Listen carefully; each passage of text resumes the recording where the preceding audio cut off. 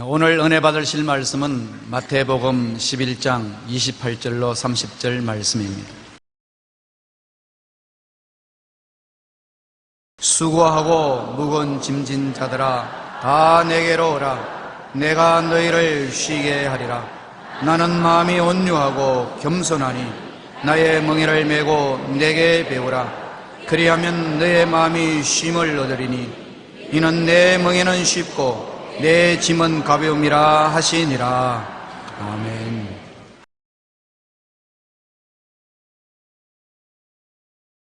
오늘 저는 여러분과 함께 수고하고 무거운 짐이라는 제목으로 말씀을 나누겠습니다. 아담이 범죄했을 때 하나님은 아담에게 형벌을 명하셨습니다. 그 벌로서 땅은 저주를 받아 가시와 은극히를 내고 너희는 이마에 땀을 흘려야 먹고 살며 흙으로 지음을 받았으니 흙으로 돌아가라고 말씀하셨습니다. 벌써 그 말씀 가운데 우리가 늘 흘리는 땀이 저주의 상징이라는 것을 알 수 있습니다. 그리고 우리 죽는 것은 당연한 것이죠. 흙으로 지음을 받았으니 흙으로 돌아가는 것이니 때문에 당연한 것이라고 알 수가 있습니다. 그 형벌 자체가 벌써 수고하고 무거운 짐이 되어 있습니다. 땅에 고고의 울음소리를 내고 태어난 어린 아이 때부터 시작해서 벌써 수고하고 무거운 짐은 운명적으로 걸머지고 있는 것입니다. 그 때문에 이 세상에 태어난 사람은 정도의 차이는 있어도 수고하고 무거운 짐을 지지 않는 사람은 한 사람도 없습니다. 여러분 이 자리에 앉아 계시지만 수고하고 무거운 짐이 없다고 생각하는 사람은 착각을 하고 있는 짐을 하나 더 짊어지고 있습니다. 모든 사람이 짐을 지고 있습니다. 소위 철학자들이 말하는 삶의 실존적인 짐인 것입니다. 우리는 태어나자마자 자기의 의식이 살아나자마자 죄책의 짐을 지고 있습니다. 우리가 어린아이 때부터 시작해서 벌써 아버지 어머니를 속이고 형제들을 속인 죄가 있다는 것을 알 수 있습니다. 우리가 그 죄를 감추고 얼굴을 붉히던 일들이 기억이 납니다. 시편 51편 5절에 내가 죄악 중에서 출생하였으며 어머니가 죄 중에서 나를 잉태하였나이다. 벌써 어머니가 잉태했을 때 벌써 죄 중에서 잉태했다. 왜냐하면 하나님께 저주받은 상태로서 잉태하고 태어나서 어머니 젖꼭지를 물 때부터 벌써 죄 중에서 자랐다는 것입니다. 시편 38편 4절에 내 죄악이 내 머리에 넘쳐서 무거운 짐 같으니 내가 감당할 수 없나이다. 우리는 죄짐을 지고 살아가고 있습니다. 너가 나보다 깨끗하다. 내가 너보다 깨끗하다. 이것은 인간적인 대조에 불과합니다. 하나님 보시기에는 모든 사람이 죄를 지었으니 하나님의 영광에 이르지 못합니다.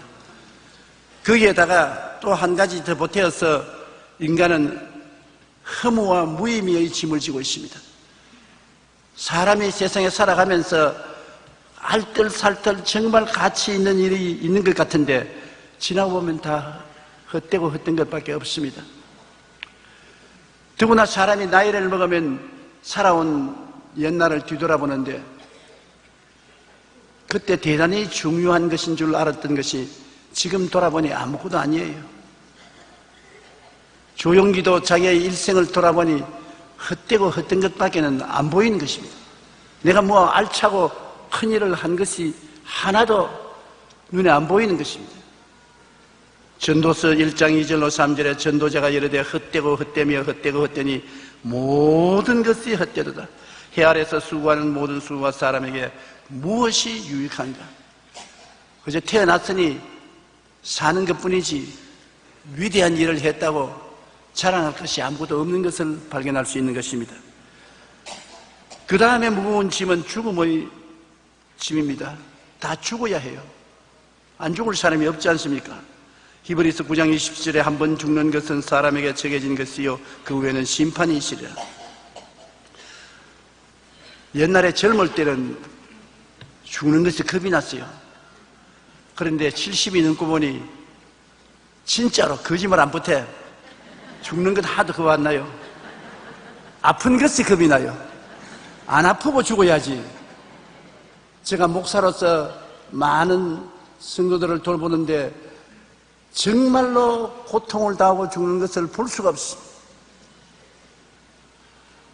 안 아프고 죽는 것이 우리가 마음에 늘 소원해야 될 것입니다. 죽는 것은 뭐 원래 죽게 돼 있는데 뭐 좀 빨리 죽거나 좀 늦게 죽거나 차이는 있지만은 누구나 70까지 살았으면 잘 살았지 않습니까? 죽는 것은 걱정이 안 되는데 아픈 것이 걱정이에요.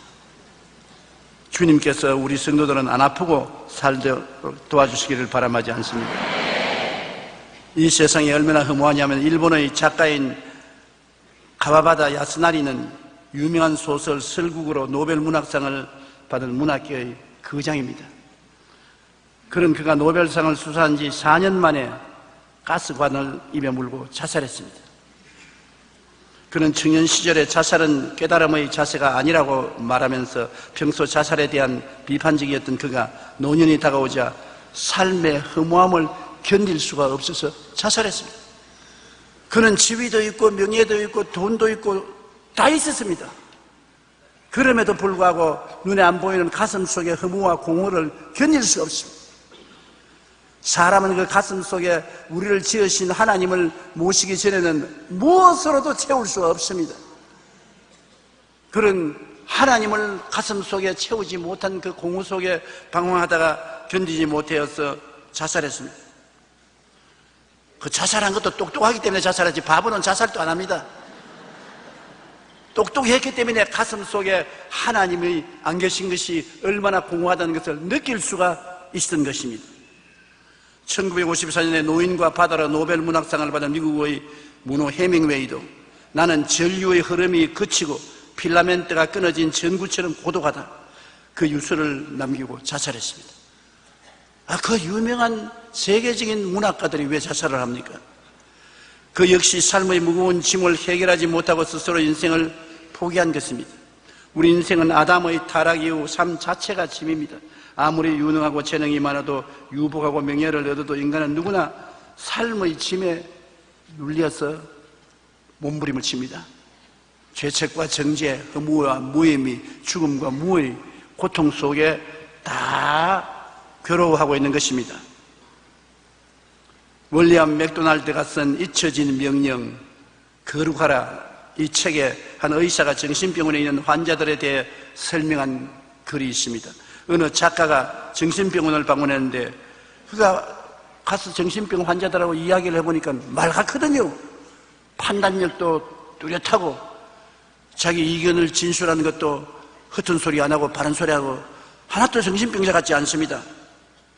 그래서 의사에게 그러한 자신의 의견을 말하자 의사는 이렇게 대답했습니다.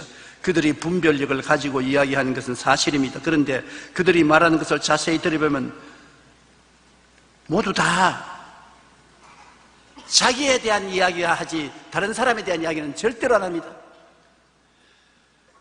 여러분, 우리 자신이 얼마나 정신병에 가까운가 알려면 내가 말할 때 무엇에 대해서 중점으로 말하는 것을 살펴봐야 돼요. 자기 일만 자꾸 이야기하고 남의 일은 관심을 안 가지고 남의 말은 듣지도 않으려면 벌써 정신병은 들었습니다.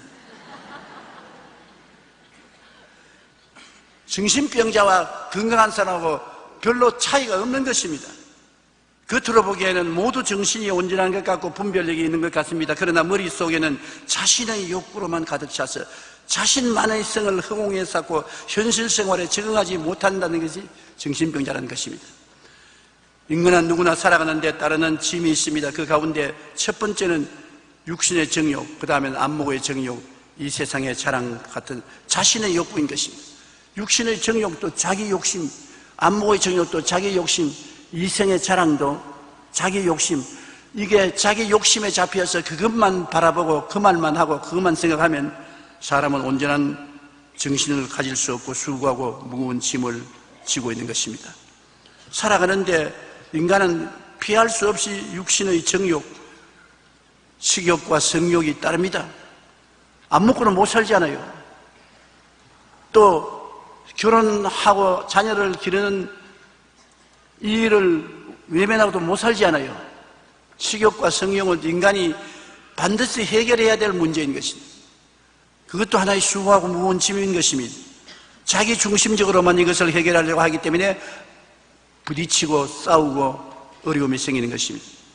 안목의 정욕은 명예욕인 것입니다. 사람마다 명예를 좋아하지 않습니까? 마귀는 예수에게 와서 높은 층탑에 올라가서 뛰어내려서 안 다침으로 사람들이 박수를 치도록 명예를 얻으라고 꿰었습니다. 요술을 부리더라도 명예욕을 충족하라는 것입니다. 사람마다 다 명예욕이 있어요. 모두 다 사람들에게 인정받고 칭찬받기를 원합니다. 그런데 나는 칭찬 못 받고 이웃이 칭찬받으면 마음속에 시기와 질투와 분노가 생겨나는 것입니다. 무거운 짐이 생깁니다. 이생에 자랑한 부귀영화 권세인 것입니다. 중간선거가 다가오고 맹년 대선이 다가오면 서로 국회의원 대통령이 되려고 명렬히 선거운동하지 않습니까? 살아가는데 반드시 있어야 될 일이지만 그것이 짐이 아닙니까? 정말로 국회의원 당선시키고 대통령 당선시키려면 피가 마릅니다. 어떻게 하느냐? 옛날에 우리 아버님이 국회의원 출마를 하셨거든요. 선거일까지 우리 가족 전체가 피가 말랐어요. 수고하고 무거운 짐인 것입니다. 요한일서 2장 16절에 이는 세상에 있는 모든 것이 육신의 정욕과 안목의 정욕과 이생의 자랑이니 다 아버지께로부터 온 것이 아니요 세상으로부터 오는 것이라. 이 세상에 살면은 육신의 정욕, 안목의 정욕, 이생의 자랑, 이 얽히고 설킨 무거운 짐을 벗어날 수 없습니다. 다 무거운 짐을 지고 있습니다. 교회 와 계신 여러분이나 교회 안 온 세상 사람들이나 다 무거운 짐을 벗어날 수 없습니다. 짐에 눌린 사람들이 왜 불안과 공포를 가지냐 하면 그 짐으로 말미암아 인생이 파탄에 이를까 두려워하기 때문인 것입니다. 목숨을 위하여 무엇을 먹을까, 무엇을 입을까, 무엇을 마실까 염려하지 말라고 주님께서는 말씀하시지만 사람들은 염려 안 할 수가 없는 것입니다. 그런 인생의 요구가 있는데 이것을 못 채울까 싶어 마음의 불안과 초조가 있는 것입니다. 욥기 5장 7절에 사람은 고생을 위하여 났으니 불꽃이 위로 날아가는 것 같이, 불꽃이 하늘로 오는 것 같이 사람은 벌써 태어날 때부터 고생하게끔 태어났다는 것입니다. 욥기 3장 25절로 26절에 내가 두려워하는 그것이 내게 임하고 내가 무서워하는 그것이 내 몸에 미쳤구나. 나에게는 평안도 없고 안일도 없고 휴식도 없고 다만 불안만이 있구나. 우리가 두려워하고 무서워하지 말아야 될 것은 두려워하고 무서워하면 두려움과 무서움이 우리에게 들어와서 둥지를 칠 수 있는 분위기를 만들어주는 것입니다. 그 분위기가 가장 무서운 것입니다. 하나님께서 모세에게도 강하고 담대하라, 모세가 여호수아에게도 강하고 담대하라, 예수님께서도 제자들 보고 두려워 말고 믿기만 하라 하신 것은 두려움이나 불안은 마귀가 와서 둥지를 칠 수 있는 분위기를 만들어주는 것입니다. 내가 마음의 불안과 공포가 있는데 내 무서워하는 것과 내 두려워하는 그것이 내게 와서 둥지를 치면 어떻게 하겠습니까? 그러므로 긍정적이고 적극적이고 창조적인 생각을 하는 것은 내가 마음에 할 수 있다, 하면 된다, 해보자, 좋은 일이 생겨난다, 이렇게 하면 그런 좋은 일이 다가올 수 있는 분위기를 만들어주는 것입니다. 그러면 성령이 오셔서 둥지를 칠 수 있는 분위기를 만들어줘요. 깡패들이 모이는 것은 깡패들이 모일 수 있는 분위기가 되고 환경이 되니까 깡패들이 모이지. 좋은 사람들이 모이는 것은 좋은 사람들이 모일 수 있는 분위기와 환경을 만들어주기 때문인 것입니다. 우리가 인생에 살면 이것이 굉장히 중요한 것을 알아야 되는 것입니다. 그러므로 욥이 탄식하기를 내 무서워하던 그것이 내게 임하고 내 두려워하던 그것이 내게 미쳤구나. 그러므로 항상 여러분 앞에 좋은 일이 다가올 것을 생각하고 꿈꾸고 믿고 말하십시오. 그러면 그 분위기를 만들어주기 때문에 그 좋은 일을 만드시는 하나님께서 여러분 가운데 오셔서 역사하는 것입니다. 힘들지요. 내가 고통스럽고 괴롭고 시련에 처했을 때 생각을 평안하게, 꿈을 희망차게, 긍정적인 믿음, 적극적인 말을 한다는 것은 힘듭니다. 그때는 누구 도움이 필요하냐? 목사 도움이 필요한 것입니다. 그 때문에 교회에 와야 돼요. 설교를 들으면 달라진다고. 말씀을 들으면 내 마음속에 청소가 되고 분위기가 달라지는 것입니다. 그 목사가 마음에 그런 고통이 오면 어떻게 하냐?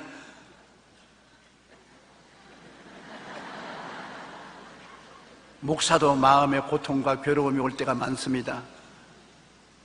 그때는 교회 진실한 장로님이나 권사님 도움이 필요합니다. 목사라고 해서 평신도의 도움이 필요하지 않다고 생각하는 것은 교만입니다. 저는 장로님들이 많이 도와주십니다. 또 권사님들의 도움도 많이 받습니다. 와서 격려해 주시고 기도해 주시면 마음이 청소되는데요, 달라지는데요. 내 힘으로 못 짊어지던 짐을 짊어질 수 있게 되고 마음의 분위기가 새로워지니까 기도도 나오고 찬송도 나오고 하나님께 감사도 나오고 좋은 일이 생겨나는 것입니다. 우리가 환경과 이웃에 대한 원망, 미움, 좌절, 절망 이런 것을 가짐으로 말미암아 굉장히 마음이 수고하고 무거운 짐을 짊어지게 되는 것입니다. 잠언서 19장 3절에 사람이 미련함으로 자기 길을 굽게 하고 마음으로 야훼를 원망하느니라. 자기가 스스로 잘못해놓고 원망은 하나님께 돌린다는 것입니다.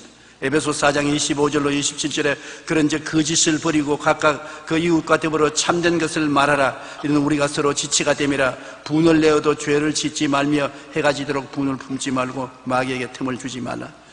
이것도 역시 분위기입니다. 마귀에게 틈탈 분위기를 주지 말라. 언제 마귀가 틈타느냐? 마음에 분을 품고 있으면 그 분을 따라서, 그 분위기를 따라서 마귀가 틈을 타서 들어와서 도역질하고 죽이고 멸망시킨다는 것입니다.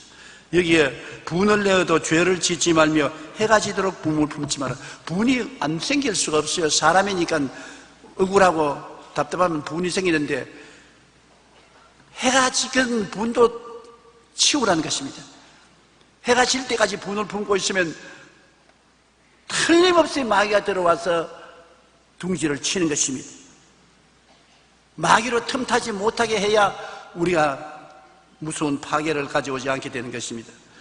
행복과 기쁨, 평안, 긍정적인 마음을 유지해야지 이것을 잃어버리면 안 돼요. 성경에는 악인에게는 평강이 없다 했는데 잠언서 15장 13절에 마음의 즐거움은 얼굴을 빛나게 하여도 마음의 근심은 심령을 상하게 하느니라.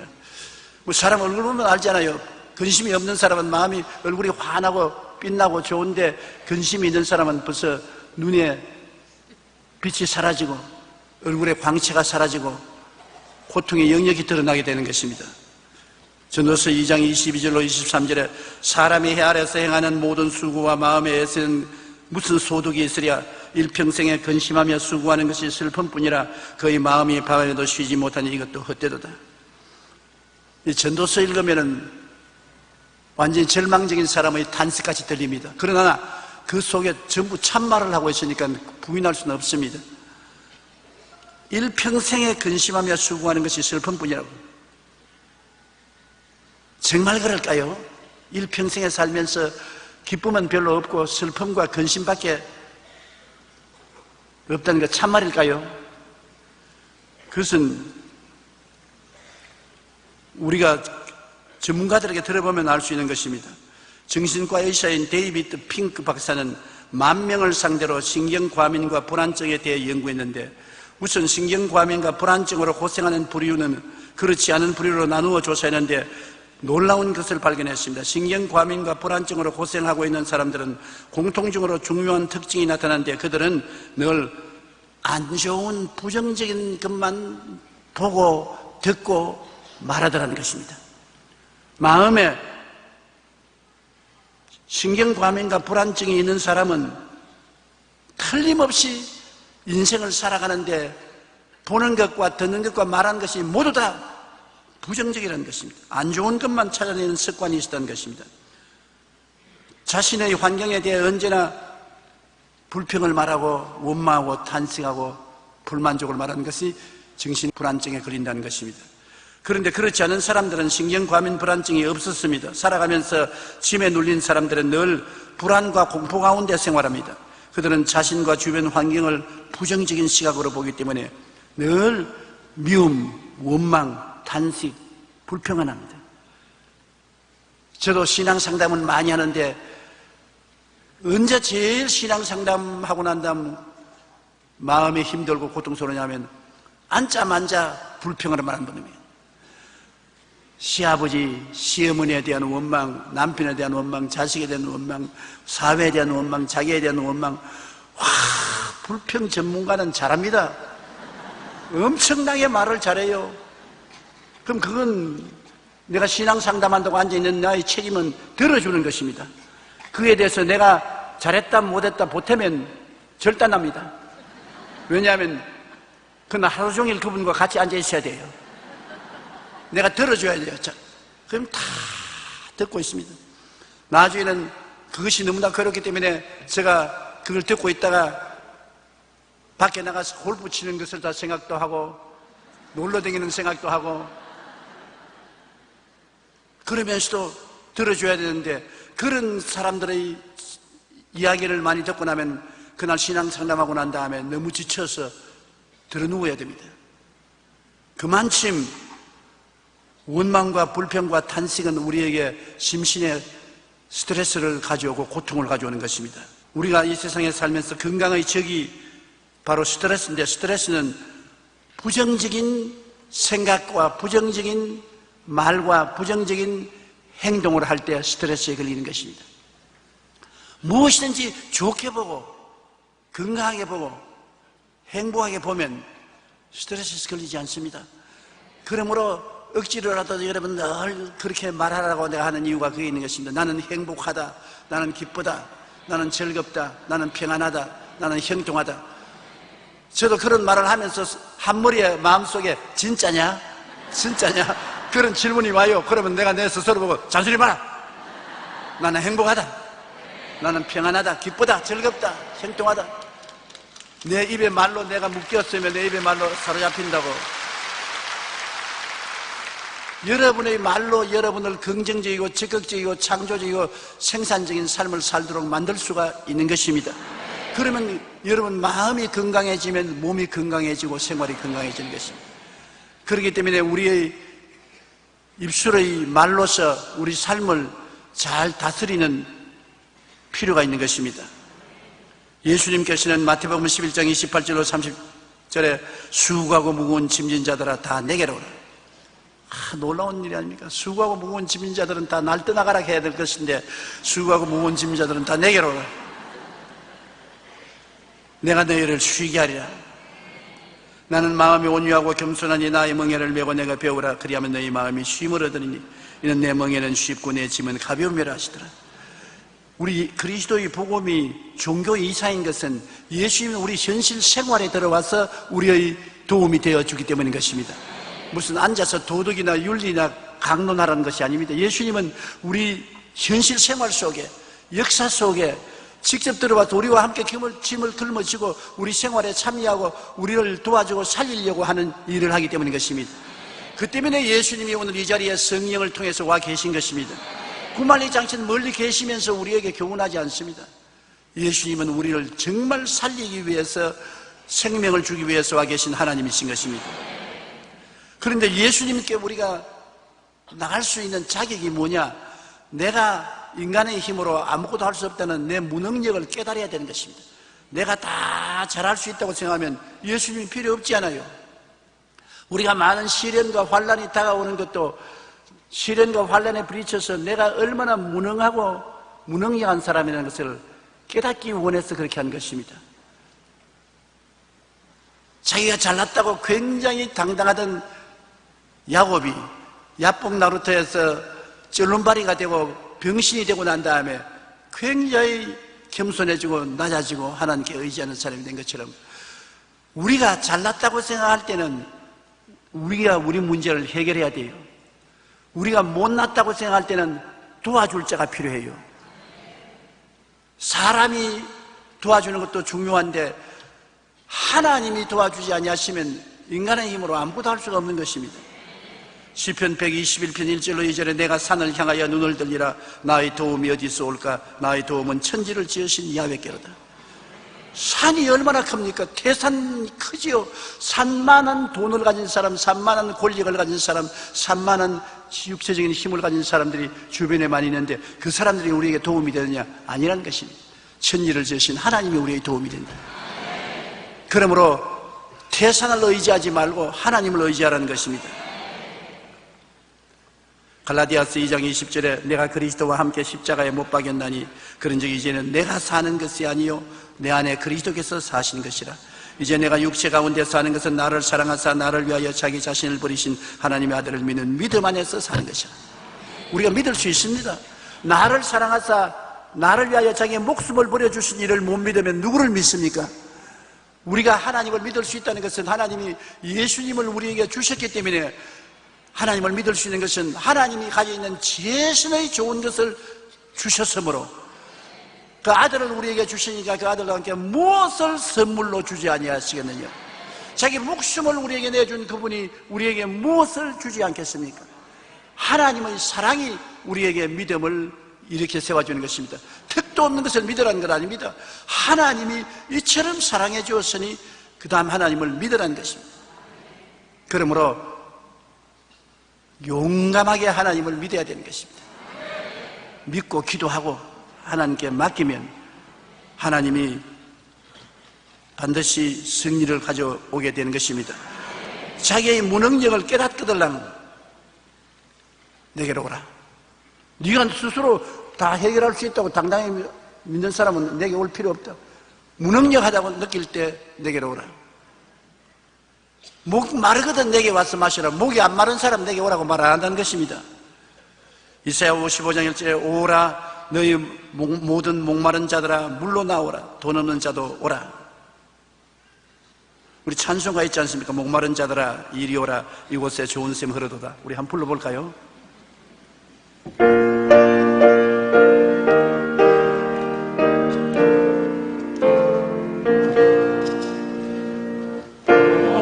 목마른 자들아 다 이리 오라 이곳에 좋은 샘 흐르도다.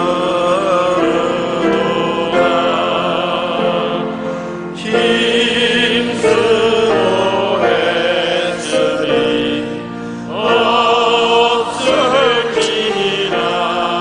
없을지라도 이 인생에 오면 다 마시겠네. 이 샘에 솟는 물 강같이 흘러 온전한 왕국에 닿도하네.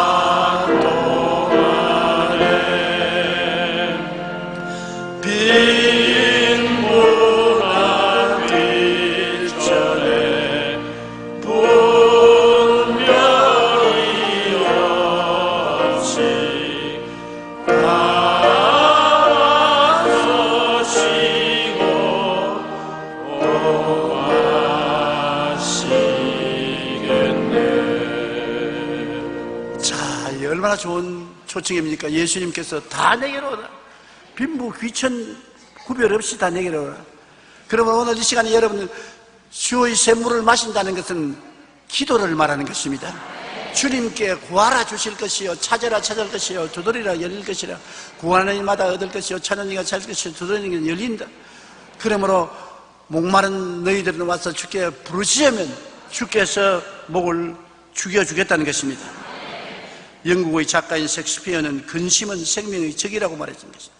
근심이 생명을 빼앗아가는 것입니다. 잠언서 17장 22절에 마음의 즐거움은 양약이라도 심령의 근심은 뼈를 마르게 하느니라.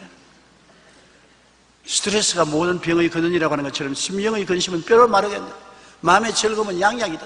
기뻐하고 즐거워하고 찬송하면 보약 먹는 것과 한 가지라는 것입니다.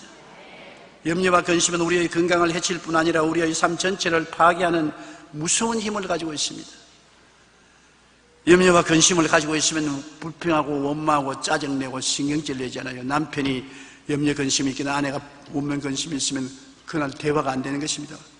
신경질 내고 고함치고 불평하고 모든 분위기가 살벌하게 되는 것입니다.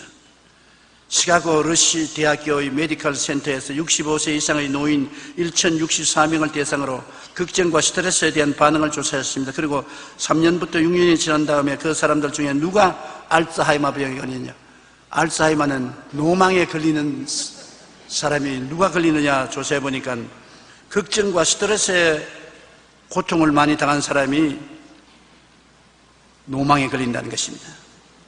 평소 걱정이 많고 스트레스에 민감한 사람들일수록 노년기에 알츠하이머 병에 걸릴 위험이 그렇지 않은 사람보다 2배 이상 높다고 그렇게 말을 합니다. 요 사이는 기다릴 필요 없어요. 병원에 가면 특별한 기계가 발명되어서 찍으면 노망 걸릴까 안 걸릴까 환하게 알아요. 저도 얼마 전에 찍었어요. 그 의사 선생님이 하면 조 목사는 노망 걸릴 생각 절대 하지 마라. 걱정할 것 없다. 왜 그러니까 설교를 자꾸 하니까 노망 걸릴 시간이 없다는 것입니다. 즐거운 말을 하고 찬송 많이 부르고 기쁘게 있으면 노망도 안 걸려요. 짐으로 인생이 파탄에 이를까 염려하는 불안과 공포는 마음의 기쁨과 행복, 평안을 빼앗고 육신의 질병뿐 아니라 인생을 고통 가운데 몰아넣어가는 것입니다. 요한복음 14장 1절에 예수님은 너희 마음에 근심하지 말라, 하나님을 믿으니 또 나를 믿어라. 이게 얼마나 든든한 백입니까? 하나님 믿고 나도 믿어라. 내가 염려하고 수고한 짐을 맡아주겠다는 것입니다. 인생의 수고하고 무거운 짐을 벗어난 유일한 길은 믿음을 가지고 주님을 의지하고 사는 길밖에 다른 길이 없어요. 예수님은 우리를 위해서 십자가를 걸으셨지 않습니까? 십자가만 바라보면 눈물이 나요. 아무 죄도 없는 그분이 육신을 쓰고 이 세상에 오셔서 너의 죄, 나의 죄, 우리의 모든 죄를 다 대신 짊어지고 십자가에서 6시간 동안 고통을 당했어요. 몸이 찢기고 피와 물을 다 쏟았다. 생각만 해도 기가 막히게 감사하고 무슨 일로 그 은혜를 다 갚을 수 있겠습니까? 이사야 53장 4절로 6절 우리 다 같이 한번 읽어보십시다. 그는 실로 우리의 질고를 지고 우리의 슬픔을 당하였거늘 우리는 생하기를 그는 징벌을 받아 하나님께 맞으며 고난을 당한다 하였노라. 그가 찔림은 우리의 허물을 때문이요 그가 상함은 우리의 죄악 때문이라. 그가 징계를 받음으로 우리가 평화를 누리고 그가 채찍에 맞음으로 우리는 나음을 받았도다. 우리는 다 양 같아서 그릇 행하여 각기 제 길로 갔거늘 야훼께서는 우리 모두의 죄악을 그에게 담당시켰도다. 여기 우리라고 하니까 실감이 그렇게 많이 안 오는데 그가 찔림은 나의 허물 때문이요 그가 상함은 나의 죄악 때문이라. 그가 징계를 받음으로 내가 평화를 누리고 그가 채찍에 맞음으로 내가 나음을 얻었다. 그렇게 하면 마음에 실감이 옵니다. 예수님을 쳐다보면 그리스도께서 우리의 고통을 다 짊어지고 청산했으므로 믿을 수 있는 근거가 있습니다. 우리가 그냥 믿습니다. 내 영혼이 잘 때면 같이 범사에 잘 때면 강건하고 생명을 얻되 풍성히 얻는 것을 믿습니다. 그렇게 막연하게 말하지 말고 십자가를 바라보고 주님께서 우리 위해서 고난당한 것을 생각하여 마음에 깨닫고 그것을 꿈꾸어 보고 그것을 믿고 나는 예수 그리스도로 말미암아 새로운 생명을 갖고 산다고 입술로 고백할 때 하나님의 능력이 우리 몸속에 나타나는 것입니다. 우리가 항상 예수 죽은 것을 몸에 짊어지면 예수의 생명도 또한 우리 몸에 나타남이라고 말하는 것입니다. 십자가를 우리가 마음속에 짊어지면 부활의 생명도 우리 몸에 나타나야 되는 것입니다. 그냥 종교적으로 예수님을 믿는 것이 아니라 부활한 생명의 역사가 우리 속에 실제로 나타나는 체험을 하게 되는 것입니다. 이 우리를 위해서 십자가를 지신 예수님께서 하늘과 땅의 모든 권세를 하나님이 당신에게 주셨다고 말하는 것입니다. 마태복음 28장 18절로 20절에 예수께서 나와 말씀하여 이르시되 하늘과 땅의 모든 권세를 내게 주셨으니 그러므로 너희는 가서 모든 민족으로 제자를 삼아 아버지와 아들과 성령의 이름으로 침례를 베풀고 내가 너희에게 분부한 모든 것을 가르쳐 지키게 하라. 볼지어다 내가 세상 끝날까지 너희와 항상 함께 있으리라. 항상 함께 있으리라. 한번 따라하시죠. 지금 예수님은 저와 함께 계십니다. 주님 왜 함께 계십니까? 내 짐을 짊어지기 위해서 함께 있다. 이렇게 큰 백을 우리가 가지고 있습니다. 우리 위해서 십자가를 걸어지신 그 예수님은 이제는 부활하셔서 하늘과 땅의 모든 권세를 가지시고 함께 계신다. 내가 너와 함께 있다. 그러므로 답답할 때 주님께 나가서 우리의 모든 고통을 아뢰고 주님께 맡기고 의지하는 것은 큰 행복의 근원이 될 수가 있는 것입니다. 요한계시록 1장 8절에 주 하나님이 이르시되 나는 알파와 오메가라. 이제도 있고 전에도 있었고 장차 올 자여 전능한 자라. 이제도 있고 전에도 있었고 장차 올 자라. 그러니까 예수님은 시간을 초월해서 우리와 함께 계신 하나님이 되신 것입니다. 우리 신앙이란 종교가 아닌 것입니다. 우리의 삶의 필수적인 것입니다.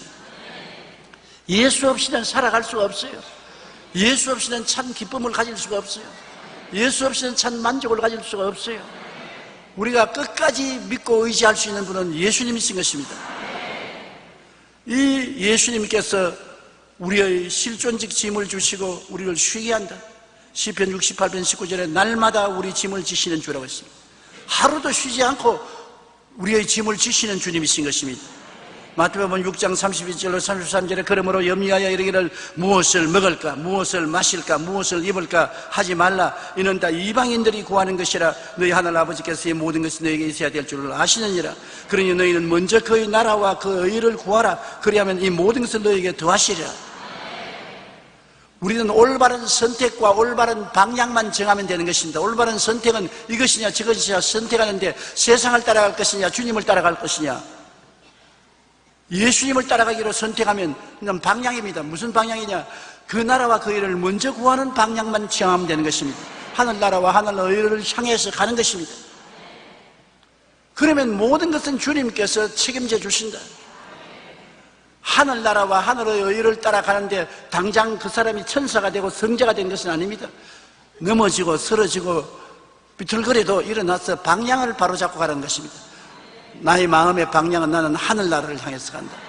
난 주님의 의를 위해서 간다. 넘어져도 일어나고 엇길로 갔다가 돌아와도 그 방향을 간다. 그 올바른 방향을 잡고 가는 사람은 하나님이 같이 계시고 기도를 들으시고 축복해 주시는 것입니다. 여러분은 여러분의 삶 속에 언제나 선택과 방향을 올바르게 잡게 되시기를 바랍니다. 우리 주님께서는 아담과 하와가 범죄함으로 말미암아 가시와 응급기를 내는 저주를 받고 이마에 땀을 흘려 살게 되었는데 이 저주를 주님이 다 청산해버린 것입니다. 시편 55편 22절에 내 짐을 야훼께 맡기라. 그가 너를 붙드시고 의인의 요동함을 영원히 허락지 아니하시리로다. 고린도후서 8장 9절에 우리 주 예수 그리스도의 은혜를 너희가 알거니와 부요하신 자로서 너희를 위하여 가난하게 되시면 그의 가난함으로 말미암아 너희로 부요케 하려 하심이라. 이렇게까지 말했는데 왜 못 믿습니까? 주님이 부유하신 자입니까? 하늘과 땅을 이 모든 영광을 다 가지신 그분이 그거 다 버리고 이 땅에 온 것은 너희 가난을 대신 짊어지고 너로 부요케 하기 위해서 그렇게 했다. 실력이 없는 분이 그런 말하면 대포 놓는다고 그러지만 실력이 계신 분이 그렇게 말한대요. 하늘과 땅을 다 쥐고 계신 그분이 그것 내놓고 우리에게 온 것은 우리로 하여금 부유하게 만들기 위해서, 영도 마음도 몸도 부유하게 만들기 위해서 오신 것입니다. 갈라디아서 3장 13절로 14절 그리스도께서 우리를 위하여 저주를 받아서 율법의 저주에서 우리를 속량하였으니 기록된 바 나무에 달린 자마다 저주 아래 있는 자라 하였습니다. 이는 그리스도 예수 안에서 아브라함의 복이 이방인에게 미치게 하고 성령을 선물로 받게 하였음이라 했는데, 저주는 아담이 받고, 그리고 율법에는 말하기를 저주받은 사람은 십자가에 매달아라 했습니다. 나무에 매달린 사람은 저주받은 사람입니다. 예수님이 나무에 매달려 처형을 당했으니 왜 그랬냐? 여러분과 나의 저주를 대신 짊어졌다. 그러니 보세요. 여러분과 나는 예수 믿음으로 말미암아 죄에서 해방되고, 더러움에서 해방되고, 병에서 해방되고, 저주에서 해방되고, 지옥에서 해방되고, 영혼이 잘됨같이 범사에 잘됨에 강건하고 생명을 얻되 넘치게 얻는 놀라운 자아를 얻게 된 것입니다. 누구든지 그리스도 안에 있으면 새로운 피조물이라. 이전 것은 지나갔으니 보라 새 것이 되었도다. 내가 어떠한 사람이 된 것을 마음속에 늘 생각하고 꿈꾸고 믿고 입으로 시인해야 되는 것입니다. 여러분은 옛사람이 아닙니다. 그리스도 안에서 정말로 놀라운 새 사람이 된 것입니다. 그렇기 때문에 마음에 이 진리를 통해서 평안이 올 때까지 기도하십시오. 우리 기도는 하나님께 맡기는 기도입니다. 같은 기도를 반복해도 좋습니다. 주님이여 내 짐을 맡아주소서, 맡아주소서, 주여 내 짐을 맡아주소서. 아주 웅변을 해야 기도가 되는 것 아닙니다. 한 가지 말을 자주 해도 기도가 되는 것입니다. 제가 불광동에서 아주 감탄을 한 장로교 장로님이 계신데, 시내 교회 장로님인데, 아침 새벽 기도는 불광동에 사니까 우리 천막교회에 왔어요. 기도를 굉장히 오래 하여, 그래서 내가 호기심이 생겨서 가만 들어봤습니다. 왜냐하면 저는 그때 전도사였는데도 불구하고 얼마 안 하면 할 말이 없어요. 기도에 다시 할 말이 없어서 하나님께 죄송하고 한데, 이 나이 먹은 장로님은 그렇게 오래 하기에 옆에 가만히 와서 가만히 들어보니까 그저 감사합니다. 그저 감사합니다. 그저 감사합니다. 그래서 내가 세상에 이런 엉터리가 어디 있노? 그래서 장로님 그저 감사합니다가 뭡니까? 기도가 뭐 그런 기도를 합니까? 내 말을 듣더니 그저 감사합니다. 교문을 해도 그저 감사하고, 꾸짖어도 그저 감사하고. 그런데 그 영감님이 서울에서 사업을 하는데 사업을 꽤 잘해요. 잘 살아요. 그래서 내가 그 영감님 기도가 내 마음에 잊어지지 않아서 그 다음 이후로는 제가 기도할 때 할 말이 없으면 그저 감사합니다. 그저 감사합니다. 기도는 하나님과 함께 시간을 보내는 것을 말하는데, 그저 감사하는 말을 통해서라도 하나님과 시간을 많이 보내면 되는 거예요. 웅변하려고 하지 마십시오. 웅변하려고 하면 그거 생각한다고 기도에 집중할 수도 없는 것입니다. 하나님이 말 잘하는 사람 말 듣는 건 아닙니다. 진정의 마음을 보시는 것이기 때문에 진실한 마음을 가지고 한 가지 기도를 반복해도 좋습니다. 주여 평안을 주옵소서, 주여 평안을 주옵소서, 평안을 주옵소서, 주여 평안을 주옵소서, 평안을 주옵소서. 그냥 기도하기가 힘들면 곡조를 넣어가지고 평안을 주옵소서, 평안을 주옵소서, 평안을 주옵소서, 평안을 주옵소서. 그렇게 하더라도 기도하면은 성령이 역사하셔서 마음이 평안해지는 것입니다. 나의 주는 평안은 세상에 주는 것과 같지 아니하니 너희는 염려도 말고 근심도 말라고. 마음의 평안이 오면 얼마나 좋은지 모릅니다.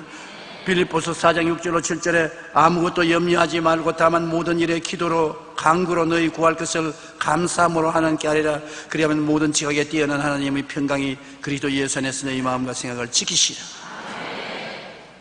에레미야서 33장 2절로 3절에 일을 행하시는 야훼, 그것을 만들며 성취하는 야훼, 그 이름을 야훼라 하는 자가 이같이 이르노라. 너희는 내게 부르짖어라. 내가 내게 응답하겠고, 내가 알지 못하는 그 은밀한 일을 내게 보이리라. 부르짖어라. 그냥 외마디 소리로 부르짖어도 좋아요. 통곡을 하고 부르짖는 기도가 굉장히 효과가 있습니다. 그러면 주님께서 여러분에게 마음의 평안을 주시는 것입니다. 이 세상에 부귀영화 공명이 여러분 행복을 갖다 준다고 생각하지 마십시오. 서기 9세기경에 사라센 제국을 49년간이나 통치했던 압둘라만 3세는 천문학적인 재산을 소유한 사람이었습니다. 그는 부인을 3,321명이나 거느렸습니다. 자식을 616명을 낳았습니다. 그는 부귀와 영화, 권력과 쾌락을, 또 건강을 끝까지 가졌습니다. 세상에 그 사람만큼 이 세상에 행복하고 잘 사는 사람이 없습니다. 그런데 그가 숨을 거두기 전에 유언을 말했는데, 나는 한평생을 살면서 행복을 누린 날은 14일밖에 없었다 그랬습니다. 그런 사람도 14일밖에 없었다 그러는데 그 사람 식으로 생각하면 우리는 1초밖에 없었다고 말할 수 있죠. 그러므로 세상 부귀영화를 가지고 이 세상의 부귀영화를 누릴 수는 없잖아요. 전도서 5장 10절에 은을 사랑하는 자는 은으로 만족하지 못하고 풍요를 사랑하는 자는 소득으로 만족하지 못하니 이것도 헛되다. 파스칼은 이 세상에서 제일 행복한 사람은 마음에 하나님을 모시고 사는 사람이다. 그러므로 우리가 다 행복한 사람입니다. 한번 따라 말씀합니다. 나는 행복한 사람입니다. 우리가 아버지와 아들과 성령 삼위일체 하나님이 내 속에 계시고 나를 이해하시고 동정하시고 사랑하시고 끝까지 붙들어 주시니 얼마나 행복한 것입니까? 아브라함 링컨은 행복은 우리 안에 있는 것도 우리 밖에 있는 것도 아니라 행복은 우리 하나님과 하나 되는 데서 있다. 하나님과 하나 되면 행복은 거기에 있는 것입니다. 하나님을 떠나서는 행복은 결코 없다는 것을 여러분 아십시오. 시편 144편 15절에 이러한 백성은 복이 있나니 야훼를 자기 하나님으로 삼는 백성은 복이 있다. 하나님이 자기 하나님이 되면 영혼이 잘 되고 범사에 잘 되면 강건한 복이 따른다. 우리는 복받은 사람이라고 늘 생각하고 말아야 되는 것입니다. 19세기 미국 사회의 개혁가이며 설교했던 헨리 워드 비처는 인간이 이룬 업적과 예수님이 영향력을 이렇게 비교하여 설명하겠습니다. 고대 철학자 소크라테스는 40년간 제자들을 가르쳤고 그의 제자 플라톤은 50년간 그리고 그 제자 아리스토텔레스는 40년간 그들의 사상을 사람들에게 가르쳤습니다. 예수님은 이 세상에서 단지 3년 동안 하늘나라 진리를 선포했습니다. 그런데 소크라테스와 플라톤, 아리스토텔레스가 가르친 총 130년의 영향력보다 3년간 가르친 예수님의 영향이 오늘날까지 온 세계에 더 큰 것입니다. 그러니 그리스도가 얼마나 위대한 하나님의 아들이라는 것을 보여주지 않습니까? 예수님은 그림을 그린 적이 없습니다. 그러나 유명한 미술가인 라파엘, 미켈란젤로 그리고 레오나르도 다빈치의 위대한 그림들은 다 예수님을 통해서 영감받아 그림을 그렸습니다. 예수님은 시를 한 줄도 적은 적이 없습니다. 그러나 세계적으로 유명한 시인들이 예수님으로부터 영감을 받아 위대한 시를 썼습니다. 예수님은 작곡 한 줄 한 적이 없어요. 그러나 하이든, 핸델, 베토벤 등 위대한 작곡가들은 예수님을 찬양하기 위해 작곡한 곡으로 완성된 곡을 지어 수많은 사람에게 존경을 받고 있는 것입니다. 그러니 예수님이 보통 분이 아니지요. 이처럼 예수님에 의해 더욱 큰 능력과 영감을 받으며 역사를 발전시킨 것입니다.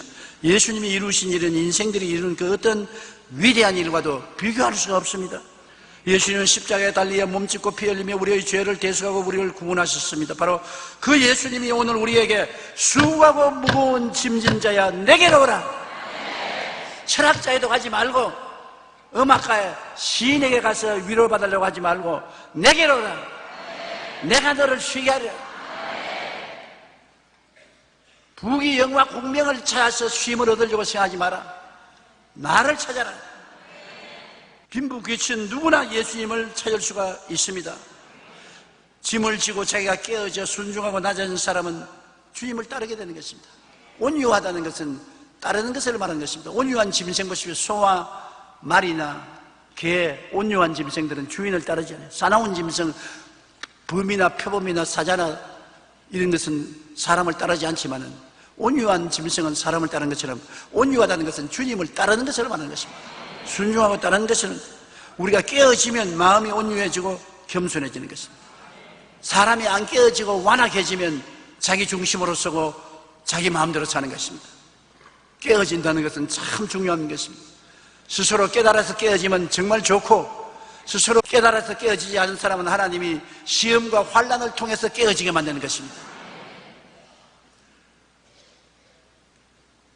모진 남편 만난 자매님, 남편만 원망하지 마세요. 하나님이 깨어지라고 모진 남편 만난 것입니다. 잔소리 많은 아내 만난 사람 귀찮다고 생각하지 마십시오. 남편 깨어지라고 잔소리 많은 아내를 택한 것입니다. 내가 변화되면 남편도 변화되고 아내도 변화되는 것입니다. 변화는 나로부터 출발해야 되는 것입니다. 시험이 다가오는 것은 고통스럽기도 하지만은 나를 깨어지게 하는 데는 큰 축복의 근원이 되는 것입니다. 시험을 당하면 괴롭고 괴로움은 깨어지는 것입니다. 괴로운데 안 깨어지는 사람, 그 사람은 버림받은 사람입니다. 우리 다 깨어져서 주님께 순종하는 하나님의 귀한 일꾼들이 되기를 주의 이름으로 축원합니다. 우리 기도드리겠습니다. 사랑하신 아버지 하나님, 수고하고 무거운 짐은 이 세상에 다 짊어지고 있습니다. 존재적으로 짊어지고 있고 일반 생활 속에 수고하고 무거운 짐을 안 진 사람이 없습니다. 염려, 근심, 불안, 초조, 절망이 다 있습니다. 그러나 그 반대급부로 예수님이 계시기 때문에 우리는 평안을 가질 수가 있습니다. 예수님은 존재적인 불안도, 시험도, 현실적인 고통과 괴로움도 다 짊어지셨고 또 짊어지기를 원하고 계심을 감사합니다. 우리가 오직 믿음으로 나가게 도와주시옵소서. 믿을 수 있는 증거도 확실히 있습니다.